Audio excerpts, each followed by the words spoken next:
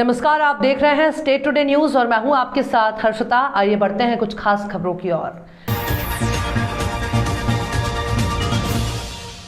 मध्य प्रदेश के उमरिया में Covid vaccination अभियान के तहत उमरिया कलेक्टर वैक्सीनेशन सेंटर पहुंचे और जिन लोगों ने वैक्सीन की दूसरी डोज नहीं लगवाई थी उन लोगों को फोन लगाकर कहा, हेलो, मैं कलेक्टर उमरिया बोल रहा हूं, आपका कोविड वैक्सीनेशन का सेकंड डोज ड्यू हो गया है, आप लगवा नहीं पाए, मैं वैक्सीनेशन सेंटर में खड़ा हूं, अभी आकर लगवा लीजिए।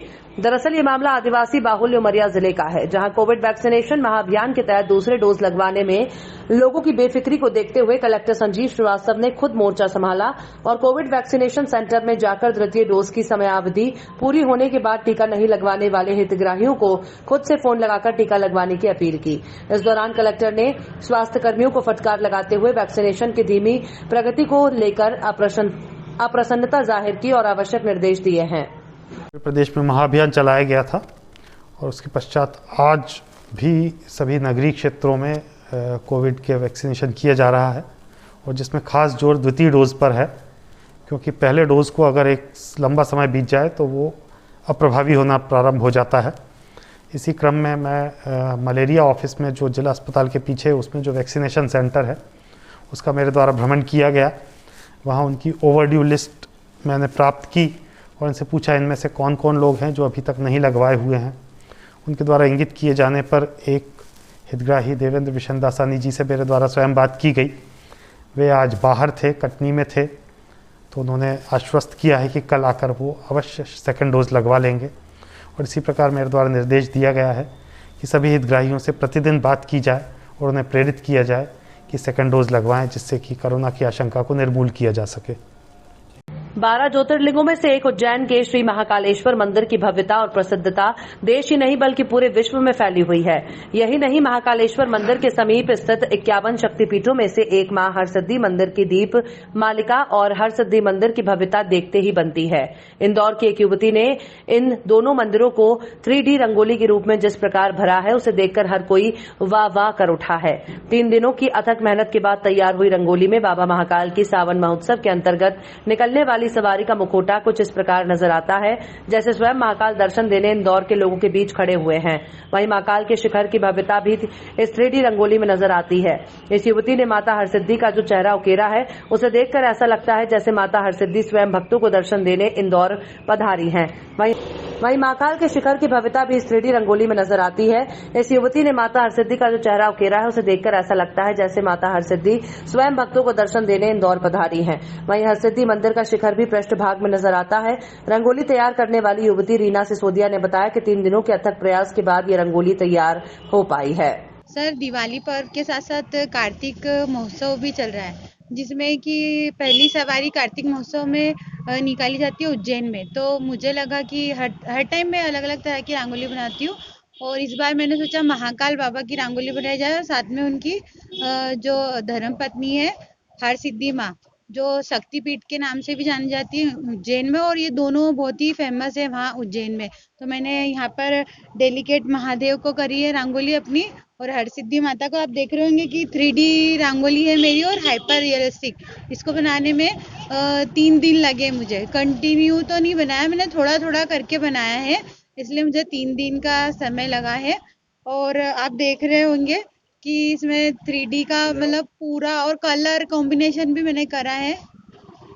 कितने बाय कितने में बनी है रंगोली? ये 10 बाय 10 की रंगोली बनी है। आपको ऐसी प्रेरणा कहाँ से मिली थी रंगोली बनाने? सर, जब मैं छोटी थी तो तब मैं मतलब ऐसे ईंटें और वो मार्बल पत्थर आता है उसको पीस पीस के मैं रंगोली बनाती थी। पहले तो सबकी रंगोली मिटा के भी आती थी, लेकिन जब अभी बड़ी हुई तो मुझे पता चला कि हाँ ये सब चीजें होती है। तो धीरे धीरे मेरा मतलब आर्ट इतना क्रिएटिविटी हो गया कि गॉड गिफ्टेड मतलब गणेश जी की कृपा से मुझे ये सब चीजें मतलब खुद ही आ गई बनाना। आपका नाम? मेरा नाम वर्षा है।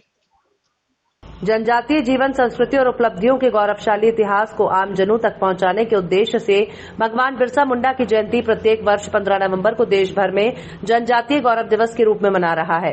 इसी तारतम्य में सलीमनाबाद के ग्राम हरदुआ के बिरसा मुंडा तिराहे पर आदिवासी समुदाय के लोगों के द्वारा भगवान बिरसा मुंडा जयंती के अवसर पर उनके छायाचित्र पर पुष्प माल्यार्पण कर उनके द्वारा किए गए बलिदान और शौर्य गाथाओं को याद किया गया। और स्थानीय निवासी अनजान आदिवासी द्वारा बताया गया कि किस प्रकार 22 वर्ष की आयु में समाज एकजुट करने के लिए अंग्रेजों से लोहा लिया।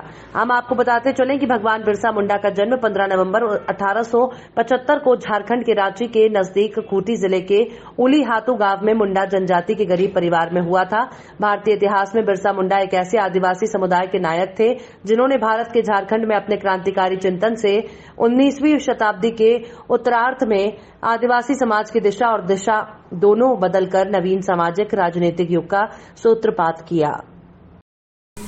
हमारे महानायक क्रांतिकारी भगवान बिरसा मुंडा की जयंती मनाए हैं और हर वर्ष मनाते आए हुए हैं और हमारे ये प्रेरणा स्रोत हैं कि जो आदिवासी समाज को संगठित करने के लिए 22 साल की उम्र में इतने तेजस्वी और क्रांतिकारी थे तो उनने आदिवासी समाज को जोड़ा और अंग्रेज़ों से लोहा लिया और आज हमारे भगवान बिरसा मुंडा का जन्म है, आज ही के दिन हुआ था, इसीलिए हम लोगों ने ये बिरसा मुंडा जयंती मनाई।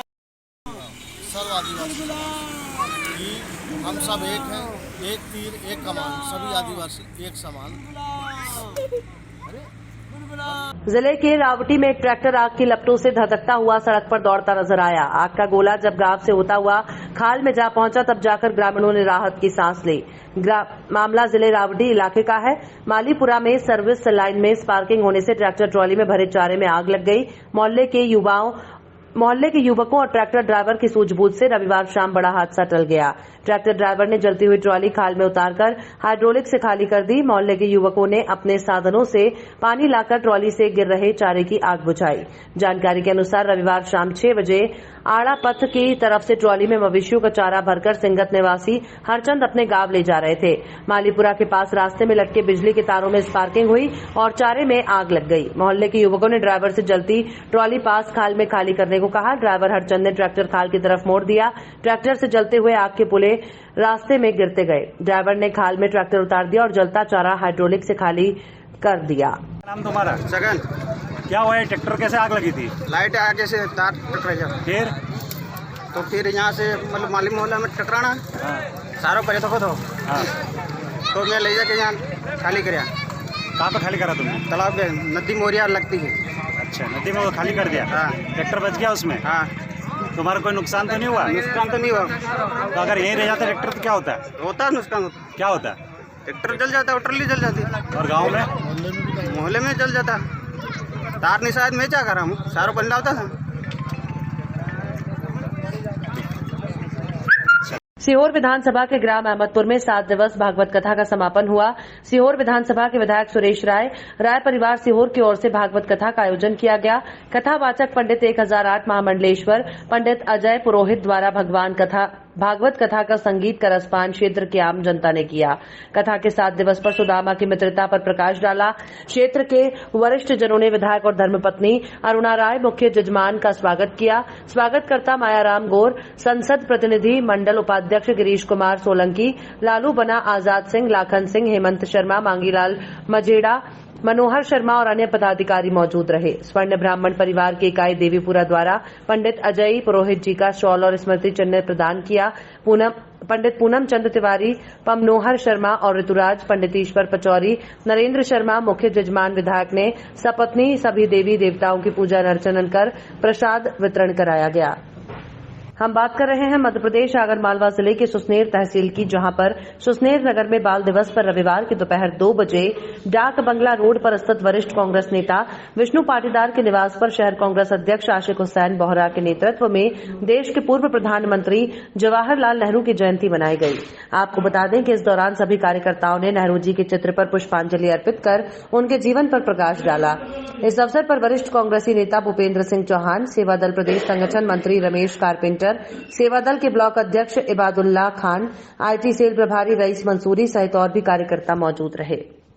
जबलपुर जिला अधिवक्ता संघ के चुनाव 17 नवंबर संपन्न होंगे, जिसमें चुनावी मैदान में उतरे अधिवक्ता अपनी विजय के लिए संपर्क अभियान में जुटे हैं, जिसमें कार्यकारिणी सदस्य पद के लिए एडवोकेट गया प्रसाद कुशवाहा 13 पर विजय अपना जनसंपर्क जारी किया है। अधिवक्ताओं की अनेक समस्याओं के निराकरण का अपने संपर्क में वादा कर रहे हैं। एडवोकेट साहब, कार्यकारिणी सदस्य के लिए खड़े हुए हैं, तो आपका क्या संकल्प और क्या आपका उद्देश्य? मैं चुनाव वर्ष जिला अधिवक्ता संघ जबलपुर के चुनाव वर्ष 2021 से 23 तक के लिए जो 2 वर्ष का चुनाव होता है उसके लिए कार्यकारिणी सदस्य पद के लिए खड़ा हुआ हूं। और मैंने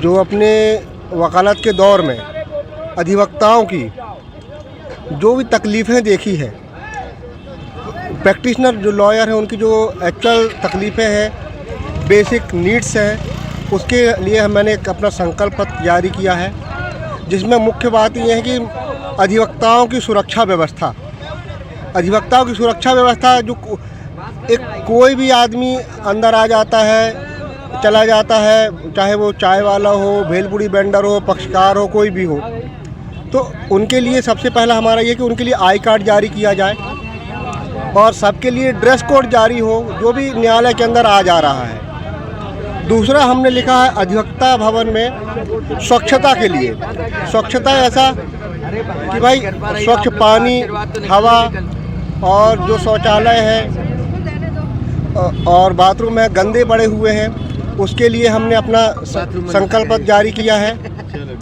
तीसरा, प्रत्येक फ्लोर में कैंटीन की व्यवस्था। आज हमारे अधिवक्ता साथी प्रैक्टिस करते हैं, कैंटीन की अच्छी व्यवस्था नहीं है, उसके लिए प्रत्येक फ्लोर में कैंटीन की व्यवस्था की जाएगी। महिला अधिवक्ताओं के लिए न्यायालय परिसर में पालना घर और आंचल कक्ष की व्यवस्था की जाएगी।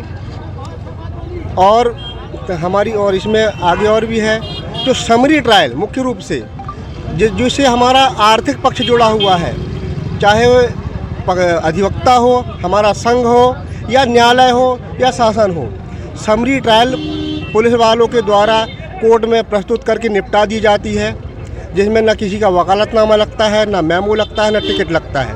हमारी ये मांग है कि कम से कम समरी ट्रायल में अधिवक्ता का वकालत। खबरों में फिलहाल इतना ही। आप देखते रहिए स्टेट टुडे न्यूज़।